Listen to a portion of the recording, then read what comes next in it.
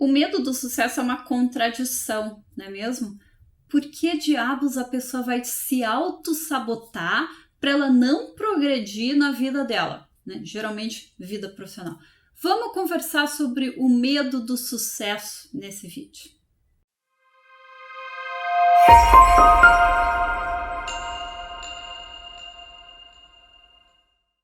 A definição de sucesso simplesmente significa êxito em alguma coisa. Então, quando a gente fala em sucesso, a gente não está falando só em vida profissional, né? E esse medo do sucesso que a gente vai ver hoje, ele pode afetar qualquer área da vida da pessoa. Então, vamos manter isso em mente, né? A gente pode até dar exemplos aqui da vida profissional, mas quando a gente fala em sucesso, a gente está falando, né, de qualquer tipo de êxito.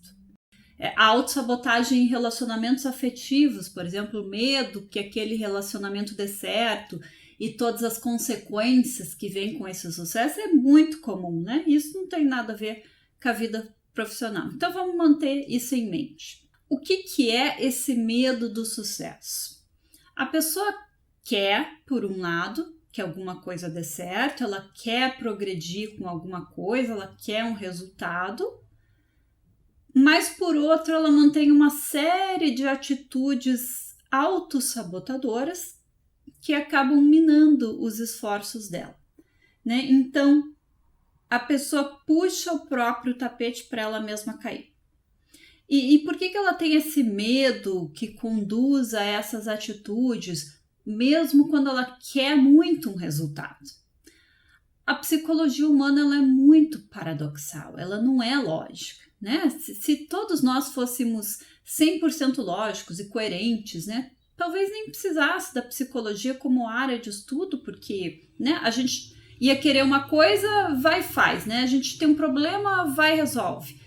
Mas não é assim, né? Todos os nossos dramas, as nossas incoerências, as nossas dificuldades, os nossos vacilos, tudo isso faz parte dessa complexidade paradoxal que é a psicologia humana. Então a gente pode, por um lado, querer muito uma coisa e por outro, a gente pode ter medos, inseguranças, receios de que as consequências daquele sucesso podem trazer, né, que a gente pode não saber lidar, né, ou pode não querer lidar com aquilo. A realidade, as realidades da vida, elas são multifacetadas. Quando a gente toma um caminho e alcança um resultado, consegue alguma coisa, pode ter certos aspectos dessa realidade que a gente quer e a gente gosta, mas pode ter outros aspectos indesejáveis. O medo do sucesso, ele está justamente aí. E ele é paradoxal, porque a gente quer e não quer ao mesmo tempo, né? E a gente faz um movimento para conseguir aquilo e ao mesmo tempo a gente fica se auto-sabotando para aquilo não dar certo. Vamos ver um exemplo, né? Na questão do sucesso profissional, que é muito comum, né? Ele traz consigo uma série de pontos que tornam a vida da pessoa mais desafiadora, né? Ele geralmente envolve assumir mais responsabilidade, envolve a pessoa ficar mais em evidência, ou seja, ela fica mais visível, né? Portanto, mais vulnerável a críticas alheias. Envolve ela ter que fazer coisas que ela nunca fez antes, né? Que ela não tem muita familiaridade, exigindo que ela saia da zona de conforto, né? Exigindo que ela potencialmente precise ser mais assertiva, né? Precise lidar com conflitos, precise lidar com confrontos, às vezes em posições de liderança. Então, por mais que a pessoa deseje o sucesso, nesse caso profissional, por um lado, por outro, ela tem muito medo do que esse sucesso possa trazer, né? E ela não se sente preparada para enfrentar esses desafios.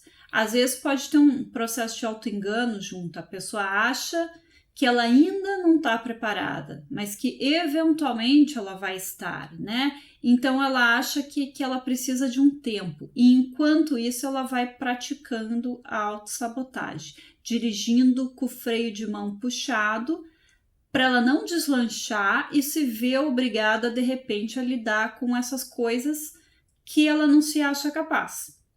E muitas vezes isso está só dentro da cabeça dela, isso não é real.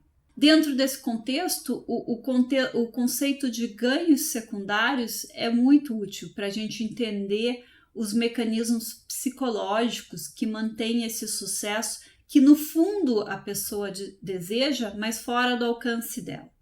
Os ganhos secundários são aquelas vantagens que promovem algum benefício, mas que esses benefícios são, na verdade, prejudiciais ou não levam a pessoa à meta que ela está procurando, né? O exemplo mais comum é a gente saber que a gente não deve comer certas coisas, né? Controlar açúcar, gordura, etc., né? Querer perder peso, mas aí a gente vai lá e come aquela pizza, aquele bolo, né?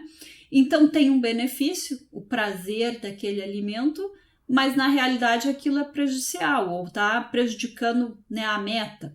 Mas o problema é que nem sempre os ganhos secundários são evidentes, né, como no caso da alimentação.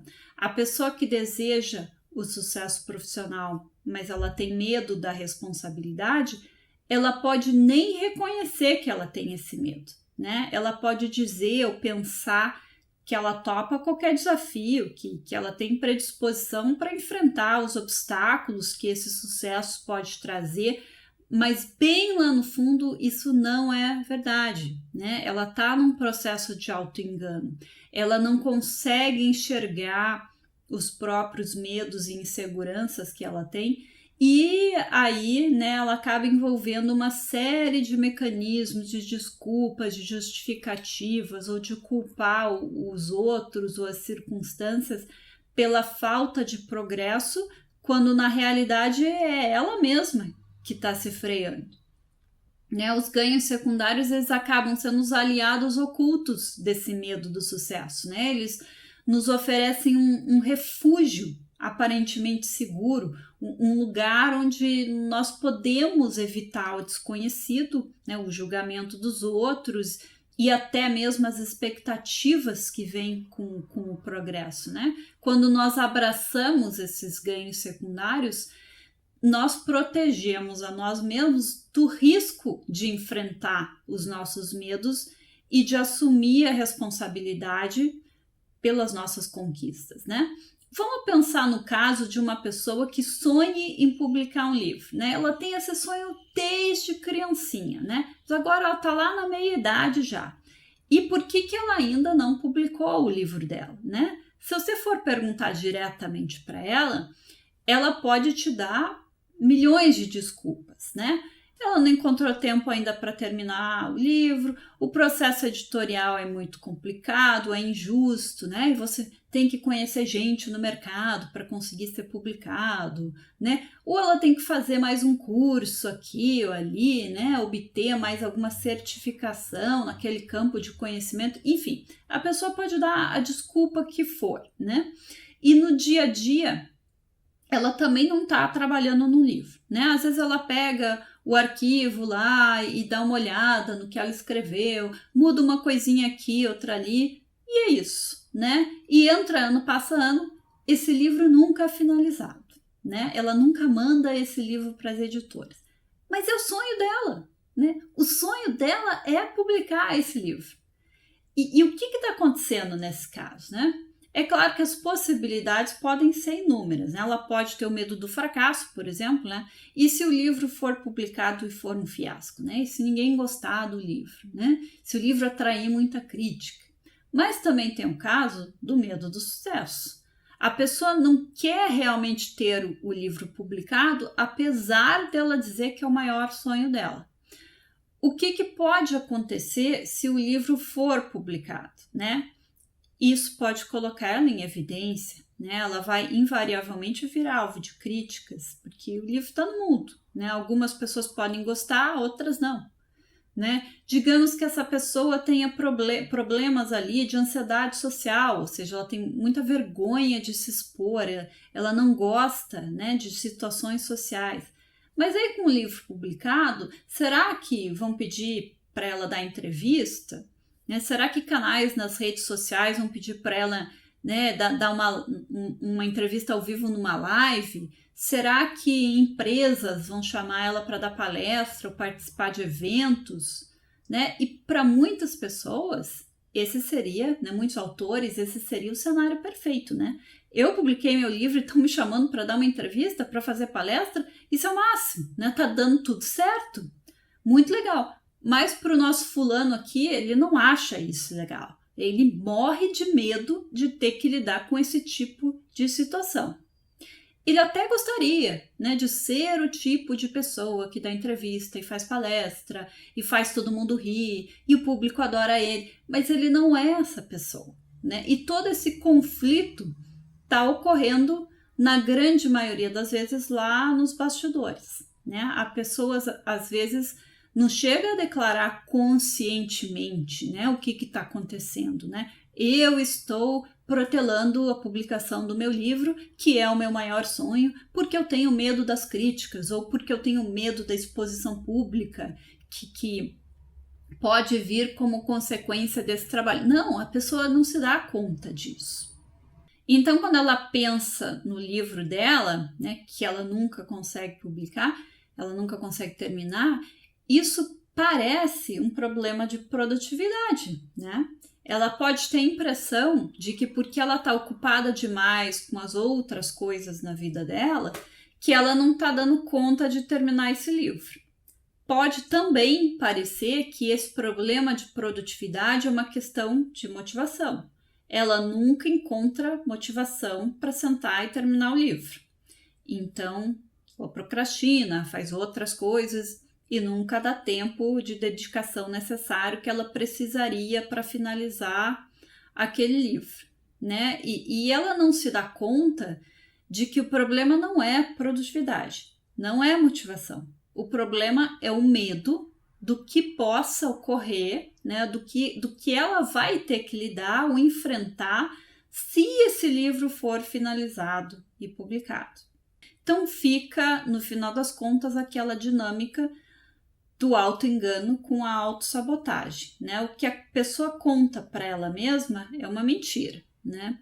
Eu nunca tenho tempo para terminar esse livro, falta motivação para escrever, falta inspiração, né? E aí ela usa a autossabotagem para diminuir o empenho dela e procrastinar, atrasando a finalização desse livro.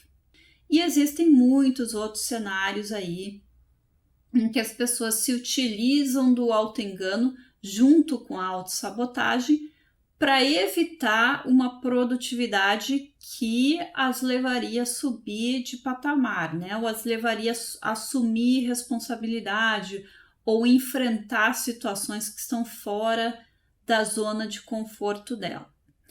No site Guia da Vida, nesse link aqui embaixo, guiadavida.com.br/medo do sucesso, tudo junto, sem espaço, você pode baixar um arquivo que pode te ajudar a estudar essa situação na sua vida.